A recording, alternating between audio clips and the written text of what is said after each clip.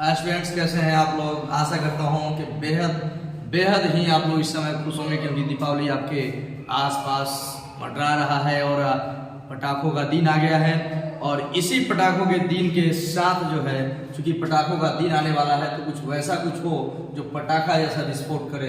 आप लोग तो ज़्यादातर आप जानते हैं कि सब्जेक्टिव खूब रट्टा मार रहे होंगे, कुछ समझ रहे होंगे, लेकिन आप नहीं जानते हैं अगर आपको स्कोरिंग करना है, अगर बिहार बोर्ड में स्कोरिंग करना है तो सबसे महत्वपूर्ण होता है ऑब्जेक्टिव होता है। और ऑब्जेक्टिव के सीरीज को लेकर मैं आ गया हूँ। पिछले वीडियोस में मैंने सब्जेक्टिव बनाया था 2 नंबर वाला भी और 5 नंबर वाला भी। आज से यह जो है 2-3 दिन लगातार जो है वह आपको ऑब्जेक्टिव का सीरीज जैसा टेस्ट चलता रहेगा और आप देखकर आपको याद हो जाएगा। तो चलिए इसी क्रम में आज चलते हैं। आज प्रकाश के प्रवर्तन से संबंधित हम लोग प्रश्न को देखेंगे कि क्या आंसर होगा इसका। आप देख रहे हो कि लिखा हुआ है प्रकाश का जो किरण है वह गमन करती है, वह कैसा गमन करती है। तो प्रकाश ऑप्शन है किसी भी दिशा में, एक आपका है टेढ़ी रेखा में और एक है सीधी रेखा में। सही आंसर क्या होगा? सीधी रेखा में, क्योंकि प्रकाश का गमन ऋजुरेखीय होता है। अगर किसी स्रोत से प्रकाश निकलेगा ना तो एकदम सीधी रेखा में गमन करेगा, इसलिए इसका आंसर क्या होगा कि सीधी रेखा में या फिर ऋजुरेखीय भी अगर कहीं होगा ऑप्शन तो आप उसको सही कर सकते हो। फिर दूसरा क्वेश्चन देख सकते हो कि प्रकाश का वेग न्यूनतम किस में होता है, सबसे कम किस में होता है, सबसे कम। तो ध्यान दीजिए इसमें जो होता है करीब 3 लाख किलोमीटर प्रति सेकेंड होता है इसमें होता है 2,25,000 किलोमीटर पर सेकेंड होता है।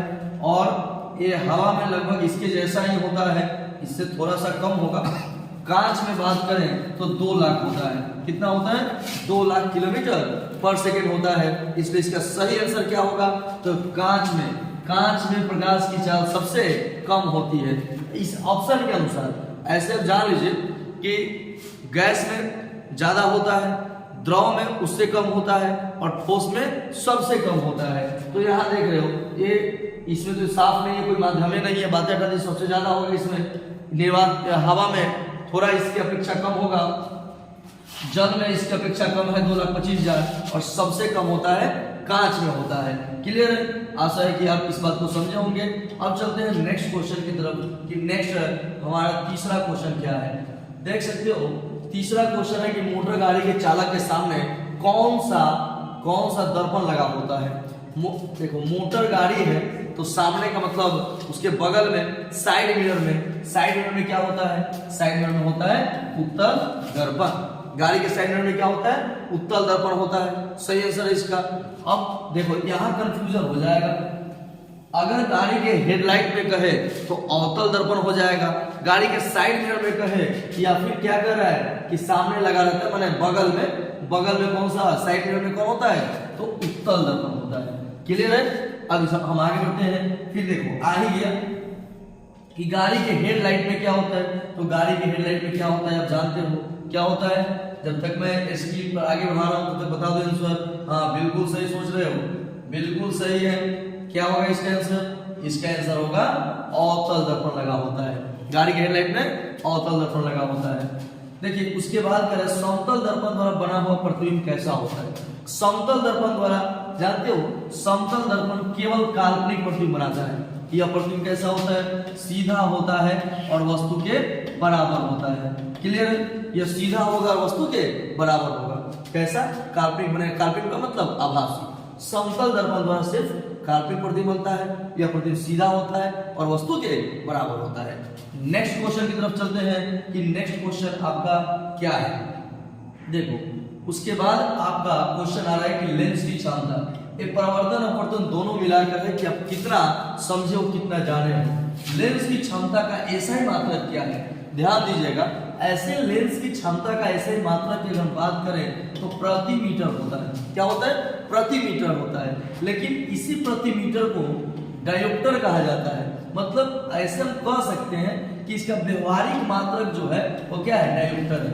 ऐसे मात्रक प्रति मीटर होता है। और नहीं तो इसको हम लेंस की क्षमता का मात्रक है तो क्या हो जाता है? डायोप्टर डी से लिखते हैं। किससे लिखते हैं? डायोप्टर को डी से लिखते हैं। नेक्स्ट क्वेश्चन, प्रकाश की किरणों का पथ दर्शाने वाले चित्रों को क्या कहा जाता है? माने प्रकाश के किरण को जो दर्शाता है उसका क्या नाम है।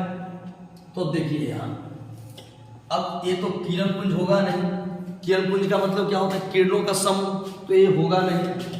अब देखिए यहाँ फोकस, फोकस का तो यार सवाल ही नहीं है, किरण आरेख कहते हैं। क्या कहते हैं, किरण आरेख। प्रकाशीय किरणों के पथ को जो दर्शाता है ना उसको किरण आरेख कहेंगे। इसका सही आंसर होगा किरण आरेख। उसके बाद देखिए यह हमें समझना होगा एक बार, अब एक न्यूमेरिकल टाइप का क्वेश्चन आ गया, न्यूमेरिकल टाइप का क्वेश्चन है तो फिर इसको हम लोग देख लेते हैं। क्वेश्चन आपका है कि यहां दो डायोप्टर है, देख सकते हो आप, यहां दो डायोप्टर है और इस लेंस का फोकसांतर पूछ रहा है कितना होगा। तो यहां हमें समझना होगा कि इसको बनाएंगे कैसे। तो इसको बनाने के लिए कुछ नहीं करना है, P बराबर 1/f होता है, P बराबर 1/f होता है। तो फिर अगर हमें f निकालना है तो 1/p हो जाएगा, 1/p हो जाएगा। लेकिन यह जो होना चाहिए अगर सेंटीमीटर में हो तो ऊपर लग जाता है 100 लग जाता है, ठीक है। अगर सेंटीमीटर में निकालना हो तो ऊपर 100 लग जाता है, तो फिर क्या होगा 100/2 हो जाएगा। काट देंगे तो कितना आ जाएगा 50 सेंटीमीटर। क्या हो जाएगा 50 सेंटीमीटर। इसका सूत्र होता है कि जो लेंस की क्षमता, जो आपका यह क्षमता है P बराबर 100/f। 100 कब, जब यह सेंटीमीटर में दिया रहेगा तब। तो अगर हमें f निकालना है तो 100/p हो जाएगा, तो 100/2 काट देंगे तो कितना होगा 50 हो जाएगा। इसके बाद जो है, इसके बाद देखते हैं नेक्स्ट क्वेश्चन है कि अगर उत्तल लेंस का फोकसांतर 50 सेंटीमीटर है तो उसकी क्षमता क्या होगी। तो देखो उत्तल लेंस का फोकसांतर की अगर हम बात करते हैं तो उत्तल लेंस का फोकसांतर प्लस में होता है। किस में होता है, प्लस में होता है, इसमें कोई दो राय नहीं है।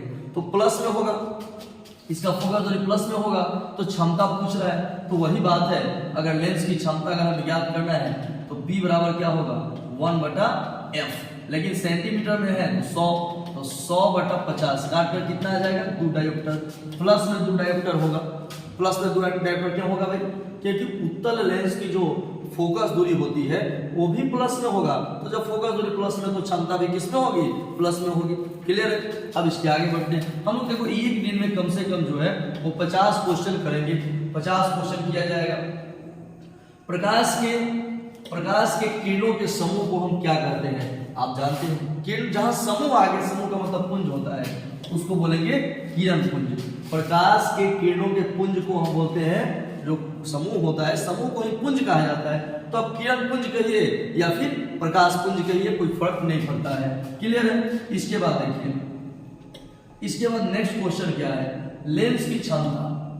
लेंस की क्षमता होती है, उत्तल लेंस की क्षमता किस प्रकार की होती है। मैंने अभी कहा उत्तल लेंस की जो क्षमता होती है वो कैसी होगी, धनात्मक होगी, केवल और केवल धनात्मक, और अवतल लेंस की ऋणात्मक हो जाएगी। क्लियर है। अब इसके बाद देखिए अवतल लेंस की क्षमता कैसी, फिर आगे वही क्वेश्चन, अवतल लेंस की क्षमता कैसी होती है, ऋणात्मक होती है। उत्तल की कैसी होती है, धनात्मक होती है। एकदम मैं निश्चित रूप से कह सकता हूं कि अगर लगातार सीरीज को देखिएगा, ये लगातार मैं लगभग 3 दिनों के सीरीज में जो है फिजिक्स का ऑब्जेक्टिव क्लियर करा दूंगा, और उसके बाद जो है निश्चित रूप से आपको सबलता मिलेगी, आप बढ़िया कर पाओगे। ठीक है। तो इसके आगे हम देखते हैं, अवतल लेंस का तो हो गया। उत्तल लेंस जो है उसको हम क्या कहते हैं, उत्तल लेंस को क्या कहते हैं, एक मिनट, उत्तल लेंस को क्या कहते हैं। उत्तल लेंस पहले करता क्या है यह समझना होगा। उत्तल लेंस क्या करता है, उत्तल लेंस प्रकाशीय किरणों को एक बिंदु पर केंद्रित कर देता है, केंद्रित कर देता है। तो इसलिए जो है इसका नाम जो है क्या कहेंगे, अभिसारी लेंस कहते हैं। क्या कहेंगे भाई, इसको अभिसारी लेंस कहते हैं। क्लियर। तो आपने समझा उत्तल लेंस को कौन सा लेंस कहेंगे, अभिसारी लेंस कहेंगे। चलिए इसके बाद हम देखते हैं 14 नंबर सवाल है, अवतल को क्या कहेंगे। अवतल क्या करता है कि प्रकाशीय किरणों को फैला देता है। तो प्रकाशीय किरणों को फैला देगा तो फैलाने वाले को अपसारी कहेंगे। उत्तल लेंस को अभिसारी और अवतल लेंस को अपसारी। अपसारी क्यों बोलते हैं, वो प्रकाशीय किरणों को फैला देता है। जरा ध्यान से देखिए, यह जो है आपका उत्तल लेंस हो गया, यह प्रकाशीय किरणों को एक बिंदु पर जो है वह क्या कर देता है, केंद्रित कर देता है। लेकिन वही यह जो है वह क्या कर देता है, वो फैला देता है। प्रकाशीय किरणों क्या कर देता है, फैला देता है। फैलाने के कारण इसे अपसारी कहते हैं और इसको अभिसारी कहते हैं। क्लियर। अब इसके आगे हम देख लेते हैं, इसके आगे नेक्स्ट क्वेश्चन क्या है समझते हैं।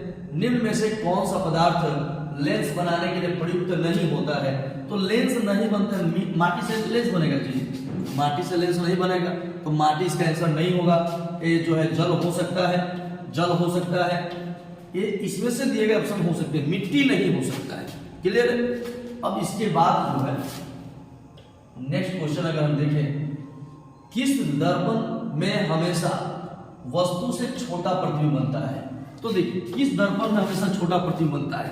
अवतल में छोटा भी बनता है, बड़ा भी बनता है, बराबर भी बनता है, समतल में केवल बराबर बनता है। लेकिन अगर उत्तल दर्पण की बात करें तो उत्तल दर्पण में सबसे छोटा प्रतिबिंब ही बनता है।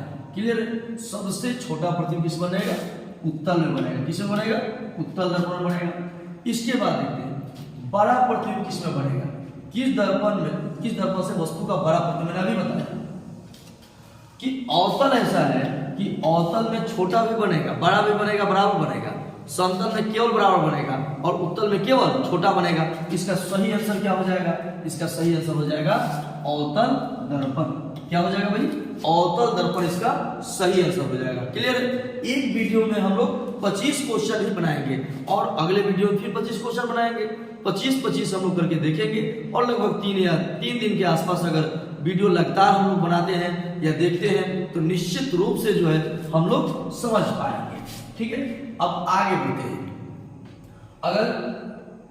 अगर आप वीडियो देख रहे हैं तो आपको ये एहसास हो रहा होगा कि आप कितना जानते हैं, कितना नहीं जानते हैं, और नहीं भी जानते हैं तो आप आसानी से याद कर सकते हो। अगर आपको वीडियो अच्छा लगे तो निश्चित रूप से सपोर्ट करो। अगर आप लोग सपोर्ट करोगे तो मुझे और भी ज्यादा एनर्जी मिलेगी, ताकि मैं एक से बढ़कर एक वीडियो लगातार जारी करता रहूं और आप लोगों को घर बैठे सारी बातों को पहुंचाता रहूं। ठीक है? तो चलते हैं नेक्स्ट क्वेश्चन इधर कि प्रकाश के परावर्तन के कितने नियम होते हैं? ये तो सब लोग जानता है कि प्रकाश के परावर्तन का कितना नियम होता है? 2 नियम होता है, इसमें कोई शक नहीं है। अपवर्तन का भी 2 नियम, परावर्तन का भी 2 नियम। चलिए नेक्स्ट क्वेश्चन है कि जब प्रकाश की किरण हवा से कांच में प्रवेश करती है, हवा से कांच में प्रवेश करती है तो क्या होती है? जब प्रकाश हवा से मतलब निर्वात से समझ लीजिए कि निर्वात से कांच में, माने विरल से सघन समझ लो, विरल से सघन, तो विरल से सघन में जाएगा, विरल से सघन में जाएगा तो अभिलंब जो विरल है अगर सघन में जाएगा तो अभिलंब की ओर मुड़ जाता है। अगर विरल से सघन में जाएगा तो क्या होगा? अभिलंब की ओर मुड़ जाता है। तो इसका सही आंसर होगा अभिलंब की ओर मुड़ जाता है। किधर है? अभिलंब से निकट या फिर मुड़ जाता है। इसका सही आंसर होगा क्या? इसका सही आंसर आपका हो जाएगा बी नंबर होगा, अभिलंब से मुड़ जाएगा या फिर निकट। क्लियर है? यहाँ ध्यान दीजिएगा, अगर सघन से विरल में जाता है, अगर सघन से विरल में जाता है तो सघन से विरल में जाएगा तो अभिलंब से दूर भागेगा। लेकिन अगर विरल से सघन में जाता है तो अभिलंब की ओर मुड़ जाता है। ठीक है? जैसे कि फॉर एग्जाम्पल आप ऐसे समझ सकते हैं कि अगर ढेर आदमी मिल के मान लो कुकुर के मारा था तो ढेर आदमी मिल के मारता तो ढेर आदमी बांटे तो का बा सघन बा, लेकिन कुत्ता छूटी तो दूर भागी ना नजदीक भागी, दूर भागी, तो छेया जैसे मिले दूर भागी, माने सघन से विरल में जाएगा तो अभिलंब से दूर भागेगा, अब विरल से सघन में आएगा तो अभिलंब की ओर मुड़ जाएगा। ये क्लियर हो गया? फिर नेक्स्ट चलते हैं नए क्वेश्चन की तरफ कि नया क्वेश्चन क्या है। इसमें देख लीजिए नेक्स्ट क्वेश्चन क्या है। अब जो है फोटोग्राफी कैमरा का अभिदृश्य कैसा होता है? फोटोग्राफी का अभिदृश्य आप देख सकते हैं, इस ए फोटोग्राफी हो या फिर फोटोग्राफी हो या फिर आप सूक्ष्मदर्शी ले लीजिए, दोनों का आंसर क्या होगा? उत्तल लेंस ही होगा। अगर आप फोटोग्राफी कैमरा लेते हो या फिर कोई आप मैंने बनाते हो, आप सूक्ष्मदर्शी बनाते हो तो उसमें सिर्फ और सिर्फ किसका उपयोग होगा? उत्तल लेंस का उपयोग होगा। ठीक है? अब साइड मिरर के रूप में किसका उपयोग होता है? पहले ही क्वेश्चन हो गया था। साइड मिरर में किसका उपयोग करोगे भाई? साइड मिरर में उत्तल दर्पण का उपयोग होगा। किसका उपयोग होगा? उत्तल दर्पण का उपयोग होगा। साइड मिरर में उत्तल और गाड़ी के हेडलाइट में अवतल दर्पण का उपयोग होगा। कोई दिक्कत? इसमें कोई दिक्कत नहीं है। फिर हम आगे बढ़ जाते हैं। आप ध्यान से वीडियो को देखना और शेयर जरूर करना। एक अवतल दर्पण की फोकस दूरी 10 है, एक अवतल दर्पण की फोकस दूरी 10 है, तो वक्रता त्रिज्या क्या होगी? तो अवतल दर्पण की फोकस दूरी 10 है तो वक्रता त्रिज्या पूछ रहा है। अब देखो फोकस दूरी कितना है? 10 है। और अवतल की बात कर रहे हैं तो अगर अवतल की बात करें तो फोकस दूरी माइनस में होता है। किस में होता है? माइनस में। तो जब हम r का वैल्यू ज्ञात करें तो 2f होता है, माने माइनस 2 गुणे 10 का मतलब माइनस 20 हो जाएगा। लेकिन अब परिमाप के रूप में दिया हुआ है, इसमें माइनस प्लस नहीं दिया है, नहीं तो एग्जैक्ट इसका आंसर होता माइनस 20, और नहीं तो माइनस में नहीं दिया है तो क्या परिमाप की बात कर रहे हैं तो 20 हो जाएगा। क्लियर है? बात को आगे बढ़ाएं। और निर्गत किरण और अभिलंब के बीच के कोण को क्या कहते हैं? देखो निर्गत किरण हो और अभिलंब का अगर कोण हो तो ऐसे आपतित किरण अगर आपतित किरण है तो आपतित किरण और अभिलंब के बीच के कोण, इसको हम लोग को समझना पड़ेगा एक फिगर के द्वारा कुछ इस प्रकार से। देखिए आपतित किरण और अभिलंब हो तो आपतित किरण और अभिलंब के बीच बनने वाले कोण को आपतन कोण कहते हैं। परावर्तित किरण और अभिलंब के बीच बनने वाले कोण को परावर्तन कोण कहते हैं। निर्गत किरण और अभिलंब के बीच बनने वाले कोण को निर्गत कोण कहेंगे। क्लियर है? तो यह निर्गत किरण और अभिलंब के बीच के कोण को क्या बोलेंगे? निर्गत कोण कहेंगे। क्लियर है?